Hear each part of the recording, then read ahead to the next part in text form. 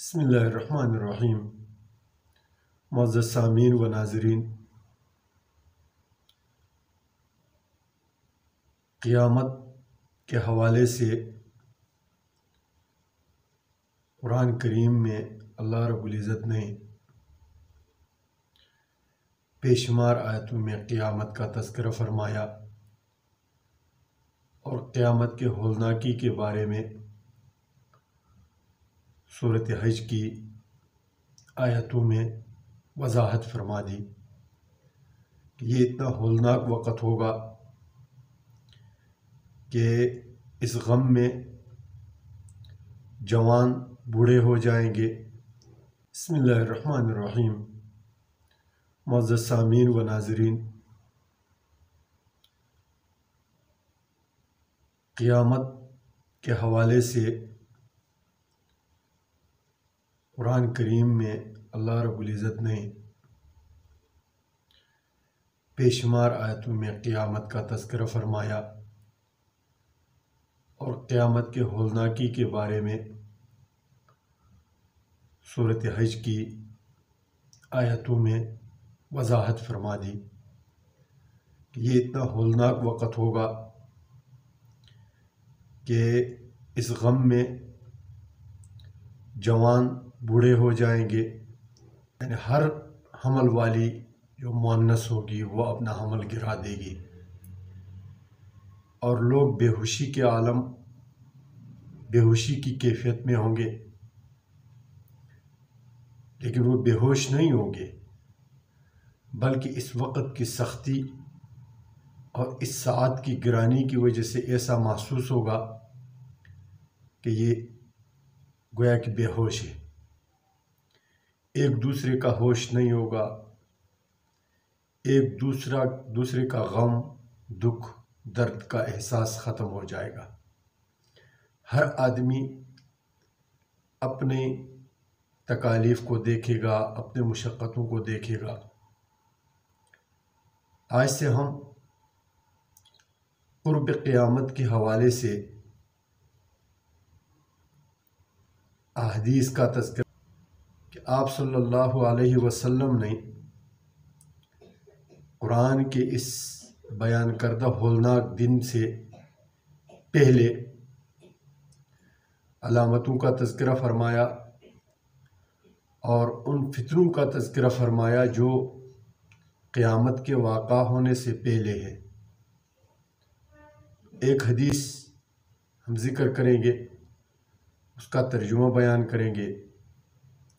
تو آج کا جو حدیث ہے وہ حضرت ابو ہریرہ رضی اللہ تعالیٰ عنہ سے روایت ہے۔ قال رسول اللہ صلی اللہ علیہ وسلم ستکون فتن، عن قریب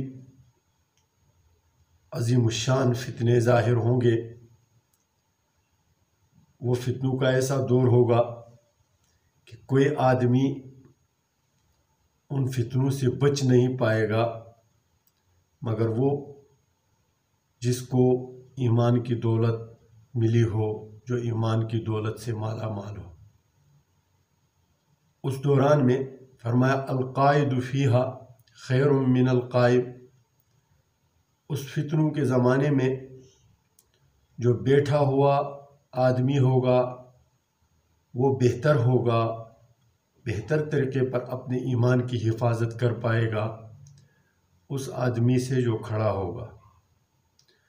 والقائم خیر من الماشی، اور جو کھڑا آدمی ہوگا وہ بہتر ہوگا اس آدمی سے جو چلتا پھرتا ہوگا، معاشرے میں نکلتا ہوگا۔